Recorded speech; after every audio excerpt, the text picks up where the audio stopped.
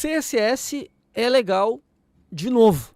Então, o CSS está passando por um renascimento, segundo aqui a pessoa que escreveu esse artigo, né? Muitos recursos que anteriormente exigiam uma ferramenta externa, alô SAS, para usar agora são partes nativas da linguagem. E a linguagem segue crescendo, segue tendo evolução. Então, esse é um artigo muito legal que lista algumas dessas coisas que atualmente, então estamos em 2024, os navegadores já estão suportando, já temos spec oficial, né, spec que tu pode contar com ela e tu pode usar, e claro, o principal é que elas estão funcionando nos navegadores e a gente pode usar. Aí o Felipe, que é especialista aqui também em CSS, queria a tua opinião sobre isso, assim, Felipe, e também na parte prática, assim, o que de fato a gente pode fazer agora em 2024, assim, podemos nos livrar do SAS.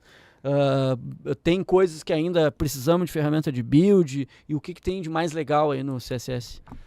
Pois é, o CSS teve por bastante tempo, inclusive eu mesmo era um que criticava a velocidade do CSS, né? Porque o HTML veio lá, o HTML5, um monte de coisas novas, um monte de coisas legais.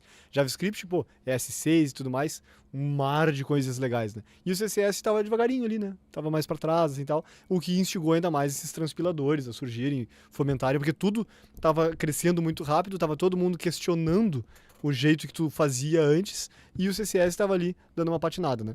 Mas muitas coisas começaram a acontecer, aceleraram, né, no CSS, e tem várias coisas legais. Algumas das principais que ele traz no artigo aqui estão relacionadas a cores, que se usa bastante também no SAS e outros transpiladores, né? Que é tipo, eu tenho uma cor, me dá uma versão dela mais escura. Ou então gira ela dentro do escopo lá de cores e tal. Então tem coisinhas ali que tu não tinha como fazer com CSS, que agora tu consegue fazer, né? Variáveis de CSS. Então tem várias coisinhas ali. O alinhamento. Hã? O alinhamento. O alinhamento. Então, para mim, uma das coisas, um dos principais motivos de eu usar SAS era poder alinhar coisas. Porque é muito mais fácil de ler. Tem gente que não gosta, inclusive, né?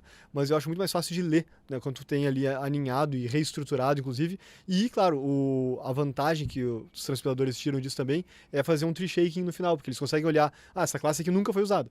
Ou tu definiu essa mesma classe em 3 árvores diferentes aqui, vou botar tudo numa só. Então eles conseguem fazer um tree shaking que é interessante, né?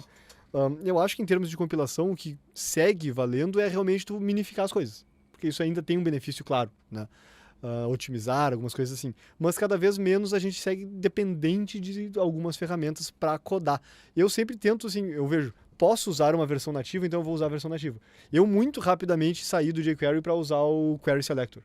Porque o jQuery, eu usava o jQuery basicamente só por causa do dólar. Quando teve o Query Selector, eu migrei, tipo, pra mim foi uma maravilha.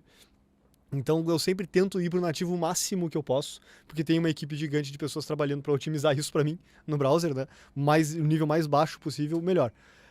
Mas tem algumas coisas que ainda não dá e tudo mais, então... Mas é legal ver que o CSS está fazendo esse movimento e que venham novas features aí. Ainda tem a questão dos mixins, que ainda, né, fazem um pouco de diferença na hora, dependendo do que ele vai fazer um loop no CSS, sei lá, para escrever menos mesmo. Mas ainda assim é bom ver o CSS crescendo, trazendo, levando em consideração isso tudo e olhando para os lados e vendo o que precisa, né? Muito bom.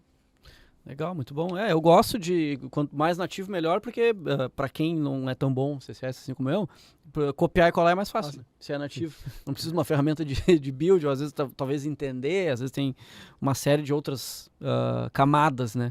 Então no nativo, e muito legal que segue evoluindo, né? A plataforma web.